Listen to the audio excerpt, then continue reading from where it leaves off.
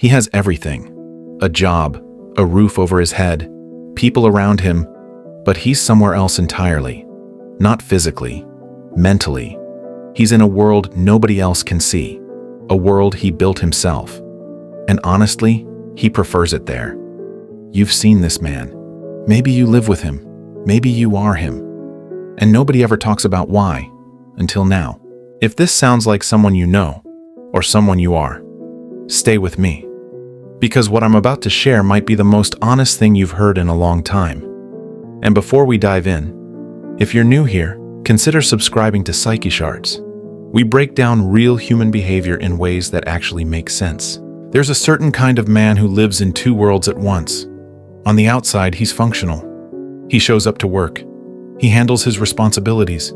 He laughs at the right moments in conversations. He seems fine, maybe even content.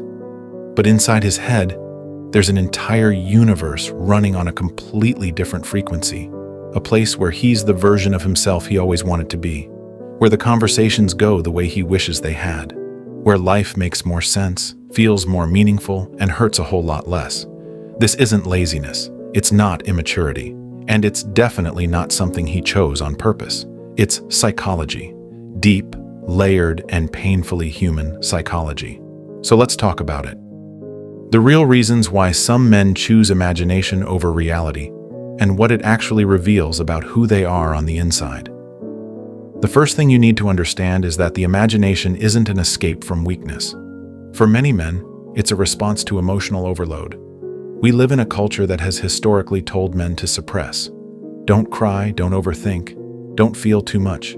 Be strong, move on, figure it out. And so what does a man do when the feelings don't stop coming?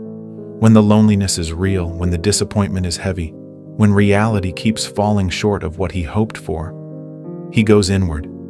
He creates a mental space where none of those rules apply, where he can feel without being judged, where he can be vulnerable without consequences, where he can want things without being told those wants are stupid or soft. That mental world becomes a sanctuary, and over time, it becomes more emotionally satisfying than anything the outside world is offering him. This is where imagination begins, not in fantasy, but in unmet emotional need. Now, here's where it gets really interesting. Research in psychology has consistently shown that people who have rich inner lives, who daydream frequently, who construct detailed mental narratives, tend to score higher in emotional intelligence and creative thinking. They're not checked out. They're actually deeply tuned in, just not to the external world, to the internal one. Men who prefer imagination over reality are often processing things that most people never bother to process at all. They're running mental simulations. They're replaying conversations and asking themselves, what did that really mean? They're imagining future scenarios not because they're delusional, but because their brain is wired to seek understanding and meaning in a world that rarely provides it clearly. The problem isn't the imagination itself. The problem is when that inner world starts to feel safer than the real one. And for a lot of men, it does. Because the real world has rejection. It has failure. It has people who don't see you the way you see yourself. It has expectations you can never quite meet no matter how hard you try. The imagination has none of that. In the imagination, you are exactly who you want to be. And that feeling, that sense of control over your own story, is deeply addictive. Let's talk about where this pattern usually starts, because it almost never begins in adulthood. For the majority of men who live heavily in their inner world, the roots go back to childhood, specifically to environments where emotional expression was discouraged, misunderstood, or simply never modeled. Maybe he grew up in a household where emotions were treated as inconveniences, where feelings were brushed off with "man up" or "stop being dramatic," where love was conditional, affection was rare, or chaos was the default setting of daily life. In those environments, a child learns something very quickly. The outside world is unpredictable and sometimes dangerous, but the inside world, that's mine. Nobody can touch it. Nobody can take it away. Nobody can tell me it's wrong. And so the inner world becomes a place of genuine safety, a coping mechanism, a best friend that never lets you down. That child grows up, but the habit doesn't leave. If anything, it deepens.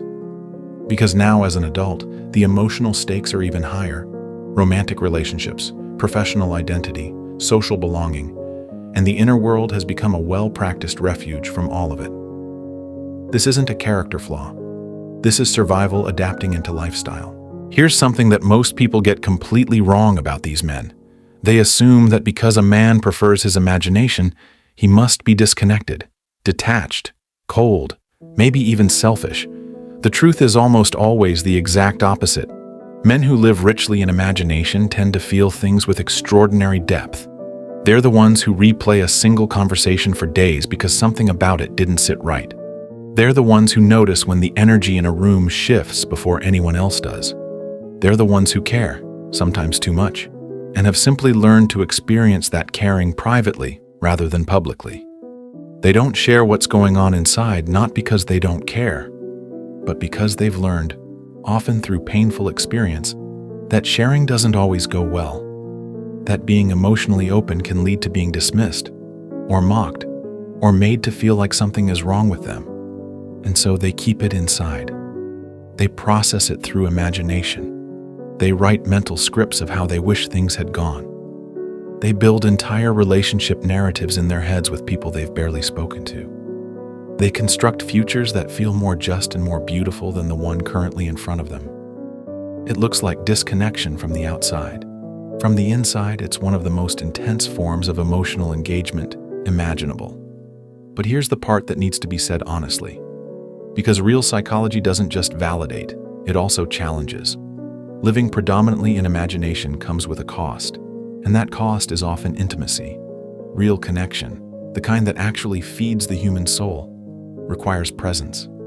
It requires showing up in the messy, unscripted, unpredictable space of real interaction. It requires letting people see you before you've had a chance to edit yourself in your head. A man who has spent years perfecting a mental world where everything goes the way he wants it to will often struggle in real relationships. Not because he doesn't want connection, but because real people don't behave the way imagined people do. Real conversations don't follow the script. Real intimacy exposes things the imagination keeps safely hidden. And that gap between what he imagined a relationship would feel like and what it actually feels like can be genuinely painful and deeply confusing for him. He might pull away when things get real. He might seem emotionally unavailable even when he desperately wants to be close. He might find it easier to idealize someone from a distance than to actually build something with them up close. This isn't manipulation, it isn't selfishness. It's a man who never fully learned how to live in the discomfort of reality. Because for most of his life, he didn't have to. So what does growth look like for a man like this? It starts with awareness. Recognizing that the inner world, as rich and safe and beautiful as it is, cannot replace the outer one. That real life, with all its mess and unpredictability, is actually where meaning gets built. Not in the imagination of connection, but in the actual practice of it. It means learning to tolerate the discomfort of being seen, of saying something real without knowing how it will be received, of staying present in a conversation instead of retreating into mental rehearsal. It means understanding that vulnerability in the real world, the kind that feels terrifying, is also the thing that makes real love possible. The imagination is a gift, truly. It's where empathy is born. It's where creativity lives. It's where some of the deepest human understanding quietly takes shape. But it was never meant to be a permanent address. It was always meant to be a place you visit, to rest, to reflect, to dream, and then carry something back into the real world with you. The man who prefers imagination over reality isn't broken. He's someone whose inner world grew stronger than his outer life ever taught him to be. And the moment he understands that, really understands it, is the moment he stops hiding in his mind and starts bringing it with him into reality. That's not weakness finally catching up to him. That's the most courageous thing he will ever do. Thanks for watching.